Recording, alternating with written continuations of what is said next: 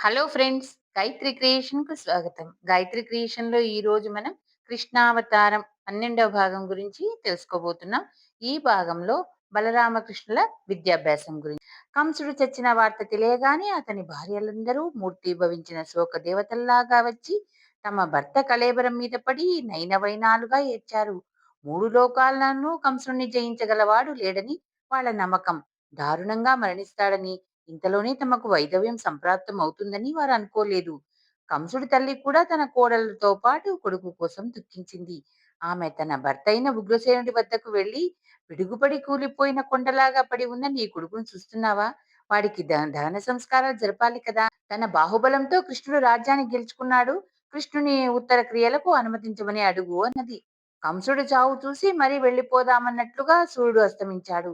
ఆ సంధ్యవేళ యాదవుల మధ్య ఉన్న కృష్ణుడికి కంసుడి భార్యల రోదనలు వినిపించాయి. అతని కళ్ళు నీళ్లు కారాయి.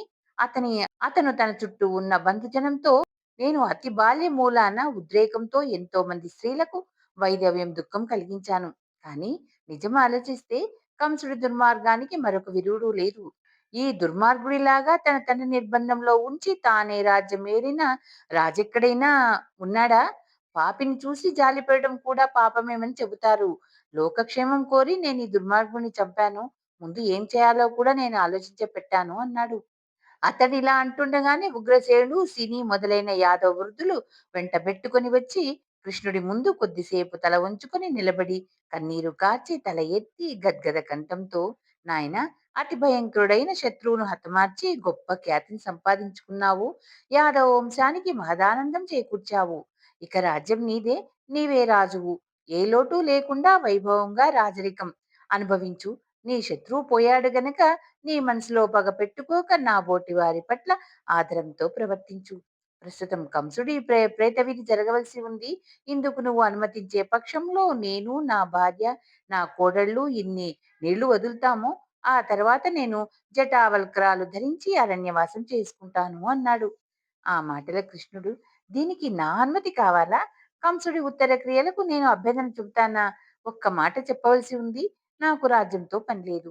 నేను రాజధనం మీద ఆశ కొద్దీ కంసుని చంపలేదు. వంశద్రోహి లోక కంటకుడు కనుక లోకహితం కోరి అతన్ని చంపాను. అందువల్ల నాకు వచ్చే కీర్తి చాలు. ఇక నేను నా మానాన ఆవుల మందల మధ్యకు వెళ్లి అడవి జంతువులాగా గోపాలకులతో కలిసి ఆటలు పాటలు సాగిస్తాను. నా మనవి ఒకటుంది. నేను ఈ మాటలు కపటంగా అంటున్నవి కాదు. న్యాయంగా ఏదైనా రాజ్యాన్ని నీచుడైన నీ కొడుకు హరించాడు. అది చివరకు నీదే అయింది. హాయిగా రాజ్యాభిషేకం చేసుకో. ఈ రాజ్యం నేను గెలిచి నీకిస్తున్నాను. నా మీద వాత్సల్యం ప్రేమలున్న పక్షంలో నా కోరిక నిరాకరించవద్దు అన్నాడు.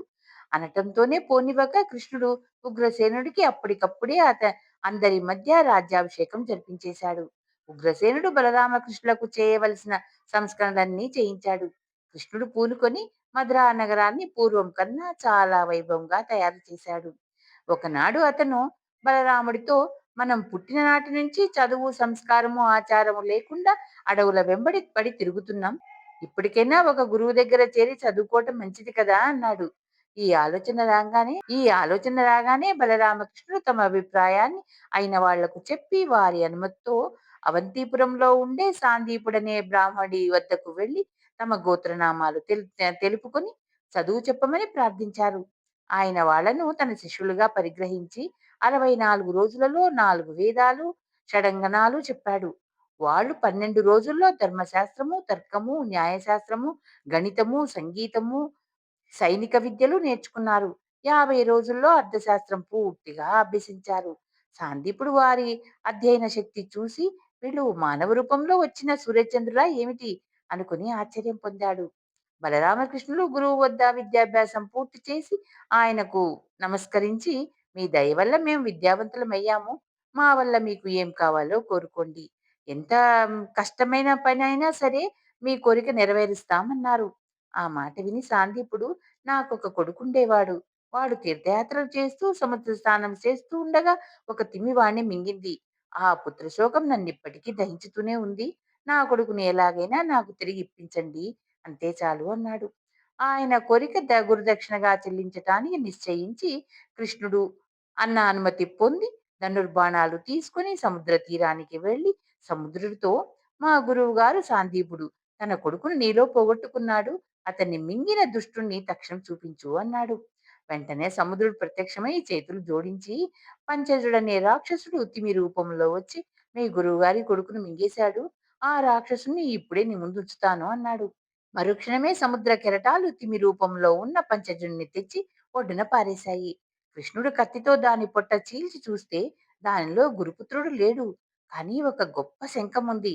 దాన్ని చూడగానే కృష్ణుడికి ముచ్చట వేసి తన ఉపయోగం కోసం ఉంచుకున్నాడు. పంచజుడి కడుపులో దొరికింది కనుక ఆ శంఖాన్ని పాంచజన్యం అనే పేరు వచ్చింది. అయితే గురుపుత్రుడి సమస్య తీరలేదు. ఆ కుర్రవాడు ఏమైంటాడు? చచ్చిపోయి యమలోకానికి పోయి ఉండాలి. ఇలా అనుకుని కృష్ణుడు తిన్నగా దక్షిణ దిక్కుగా బయలుదేరి యమలోకానికి వెళ్లి సింహాసనం మీద కూర్చొని ఉన్న యమధర్మరాజును చూసి కోపంగా, మా గురువు గారైన సాందీపుడి కొడుకును నువ్వు తీసుకుని వచ్చావు. అతన్ని నాకు తిరిగి ఇచ్చేయి. ఇవ్వకుండా దౌర్జానికి దిగావో నీ ప్రాణాలు తీస్తాను అన్నాడు. యముడు వణికిపోతూ లేచి నిలబడి చేతులు జోడించి, నేను ప్రాణుల పుణ్యపాపాలు నిర్ణయించేవాడినే గాని ప్రాణాలు తీసేవాణ్ణి కాను. అది మృత్యువు పని అని చెప్పాడు. మృత్యువుకింత పొగరా? మా గురుపుత్రుణ్ణి తీసుకుపోవటమే కాక మమ్మల్ని ఇంత దూరం తెప్పిస్తాడా? వాడి ఆయువు మూడింది అంటూ కృష్ణుడు వింటికి ఒక దివ్యబాణం ఎక్కుపెట్టాడు.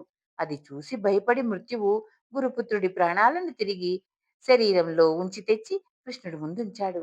ఈ విధంగా కృష్ణుడు సముద్రుణ్ణి, యముణ్ణి, మృత్యువును లాడించి పాంచజన్యాన్ని ప్రాణాలతో గురుపుత్రుణ్ణి సాధించి తన గురువు దగ్గరికి తిరిగి వచ్చాడు.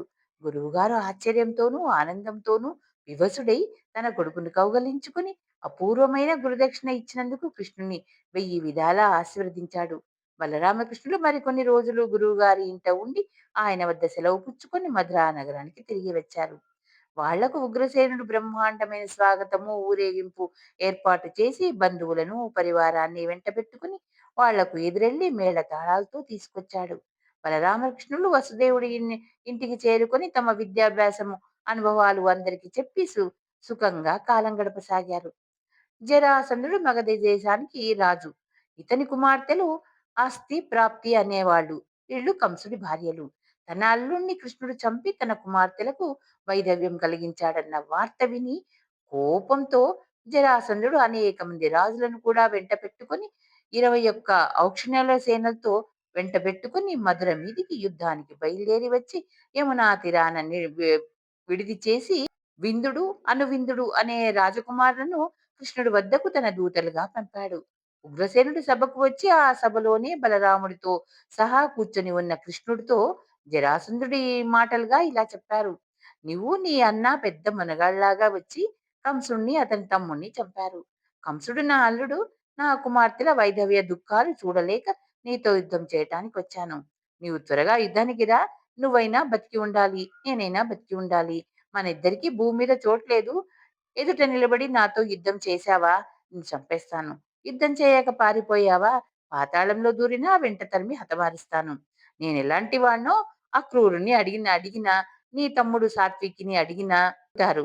రేపే మధురా నగరానికి ముట్టడికి వస్తున్నాను కనుక నువ్వు సిద్ధంగా ఉండు. జరాసంధుడి మాటలుగా ఆ దూతలు చెప్పిన ఈ మాటలు విని కృష్ణుడు నవ్వుతూ, చాలా సంతోషం.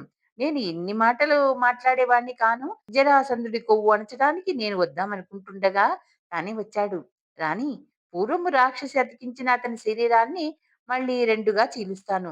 కంసుణ్ణి చంపి ఈ రాజ్యాన్ని ఉగ్రసేనుడికి ఇచ్చినట్లే జరాసంధుడిని చంపి అతని కొడుకు మగధ రాజ్యాభిషేకం చేస్తాను అన్నాడు. జరాసంధుడి దూతలుగా వచ్చిన రాజకుమారులు కృష్ణుడి చేత సత్కారాలు పొంది అతను చెప్పిన జవాబును జరాసంధుడికి అందించారు.